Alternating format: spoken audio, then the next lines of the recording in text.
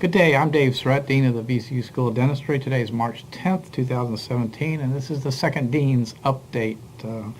So I learned a month or so ago about a program at the VCU Health System known as teledentistry, and actually the new program I learned about was Virtual Patient Visit Program, similar to a program at Cleveland Clinics called Cleveland Clinics Express Care Online, and our health system is planning to implement such a program so that physicians and patients can meet by virtual patient visits, and we're going to take a look at that to see how that might impact our abilities to reach out to our patients. So we'll put a link here for the Cleveland Clinic program you can take a look at to get an idea what I'm talking about. Our pediatric dentistry department has really has been working with, based on a HRSA grant on developing a teledentistry program with the clinic in Orange, Virginia, Piedmont Regional Dental Clinic, that we collaborate with on rotations for our students as well as pediatric care. And this program will enhance the speed at which patients can be evaluated by pediatric dentists and receive specialty services. We're moving along with the programming and planning for new dental clinics that will be part of the VCU Health System's Adult Ambulatory Care Center, which will be built across the street from the Wood Building. That project moves forward with planners and architects. And at the same time, besides just thinking about building a new building, our vice president has really charged the deans here at the Health Sciences Centers to consider looking at how we might enhance collaborative patient care within such a facility. So I'm working with the other deans and other leaders at the health system, and we're looking at how to build value into patient care and collaborative methods of taking care of patients have shown to improve patient outcomes and patient satisfaction. So we've developed a PowerPoint presentation, and we're starting to move that around the campus to determine how we might implement some of these new methods as we move forward with the design of this building. Our human resources department at VCU has been undergoing a year-long project now known as the Great Place Initiative HR redesign, and the Great Place Initiative is actually an initiative to make VCU a great place to work and improve the employee satisfaction. And this is really part of updating our human resources program, which is really for staff at the university really been based on a civil service a system that's been in place for over 100 years. So looking at making moves so that we're competitive in the marketplace, as well as linking career development and performance management and rewards. So more of a business-like approach. I attended the senior leadership meeting hosted by President Rao. This is a meeting he conducts about twice a year, brings together leadership across the health system as well as the university, some 100 people, deans, directors, vice presidents, those sorts of folks. And we look at various topics. The topic of this meeting last week had to do with working in this time of change and flux. There was a slide that talked about we're in constant white water, and that's an environment we'll have to learn to function in. We had a great program put on by Bob Kelley. Bob Kelley is a former UCROPS executive and now a faculty member in the School of Business, and he did a really great program on understanding change and moving organizations forward, and a lot of the psychology involved with that. And actually I'm going to try to see if I can get Bob to come and speak to our faculty at one of our faculty retreats. Great news here. I'm really proud to announce this. Dr. Steve Forte, a VCU biology grad, a VCU DDS grad, VCU endodontics grad back in the 1990s, great endodontist and servant to the dental profession. He's receiving the Spirit of Service Award from the American Association of Endodontics. And so I can't be more prouder than Steve. And this past week I got to participate in a little video that will be played at his awards ceremony at the AAE meeting next month, and really proud of Steve. Another great piece of news is Dr. David Burns, a professor in our Department of Prosthodontics, has been elected president of the American Academy of Prosthodontics. So congratulations to Dr. Burns, and another great accomplishment by our VCU faculty. I like to look through journals periodically and see what's going on. In my last update, I talked about that a little bit. This happens to be the Journal of Dental Education. Let me get it turned around there so you can see it. And lots of articles about things going on in dental education. I found a study here about the relationship between dental students' assessment ability and preclinical and academic performance in operative dentistry.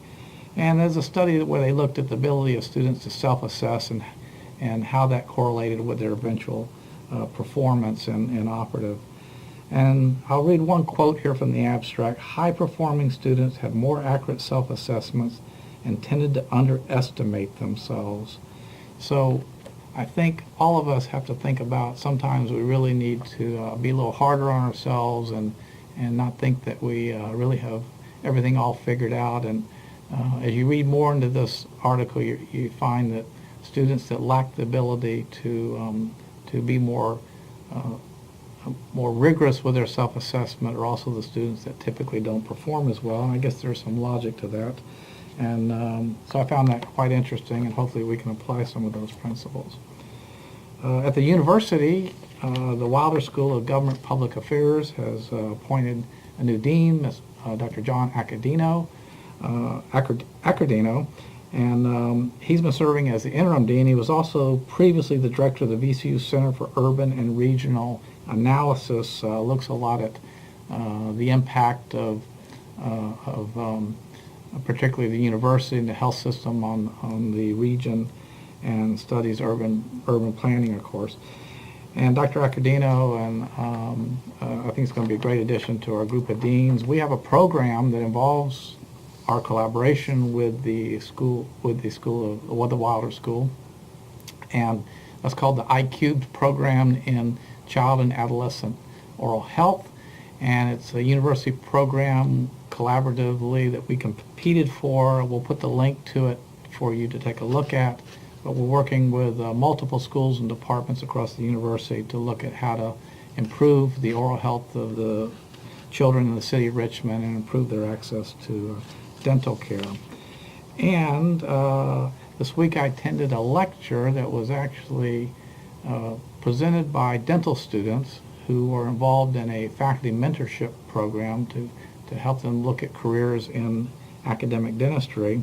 And they were mentees of Dr. Omar Abubaker, who's been working with our Board of Dentistry on developing prescribing guidelines for opioids. Actually, he and Dr. Ellen Byrne have been working on that project collaboratively with the Board of Dentistry.